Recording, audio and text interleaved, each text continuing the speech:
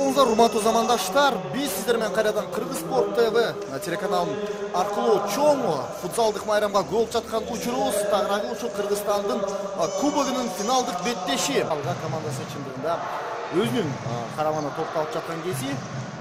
Топ менен учурда Азат Исабеков, команда капитаны Саламат Мамбеталиевге топту чыгарып берүүдө. Саламат Мамбеталиев борбордукта кайрадан сол тарапка карман топ жакшы мүмкүнчүлүк. Сокку керек жана гол! Саламат Мамбеталиев! Не кылып атат бул я? Карабайбы? Не дейбиз? Алга мына биринчи голду жарата алды, пачин бар, демек эми жооп күтөбүз. Урматтуу көрөрмандар, калып учурда оюнда болуп жаткан чыгалуу бизге дагы берилип жатат. Андыктан бул финалдык беттеш чындыгында чоң бир футзалдык майрам болушу мүмкүн. Алга экинчи голду жаратууда. Ой.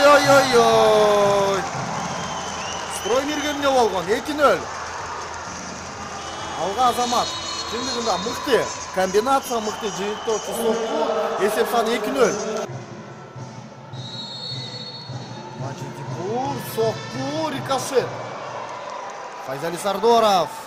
Контр чалып жыйынтыгап келген жок. Строймир жакшы мүмкүнчүлүккө болууда. Нурабек Кабылбаев. Эсеп саны 2-1. Мына ушуну эле күтүп жаткан көрөрмандар. Ой. Азамат Исабеков. Не болду? О. Жигиттер, сабыр кылгыла. Так. Негиз токтотуш керек мындайларды. Активное мероприятие. Желтая карточка, вполне справедливо. Ну, честно говоря, я не разглядел. И красная карточка, прямое удаление Азамата Исабекова.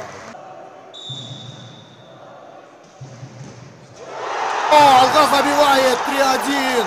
Неожиданно. Ну что, сгущаются тучи над Строймиром.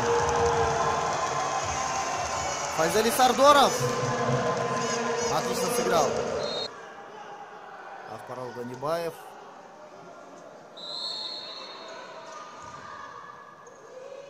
Фирузбек Муродов. Вакыты чөйөт албетте алга. Эч жакка шашылбайт, ал өздөй бүттү. Акыркы секундалар жана мына бүттү. Урматтуу спорт көрөрмандары, алга Дордой командасы Кыргызстандын 2019 жылдын кубогунун жеңүүчүсү. Жана алга үчүн быйылкы сезондо бул биринчи трофей. Мүмкүн акыркы эмес. Жана өзгөчө көз ирмемде. Итак, вручение кубка.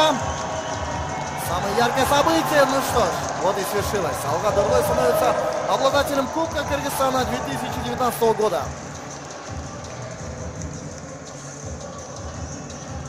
Молодцы, действительно молодцы, фото на память.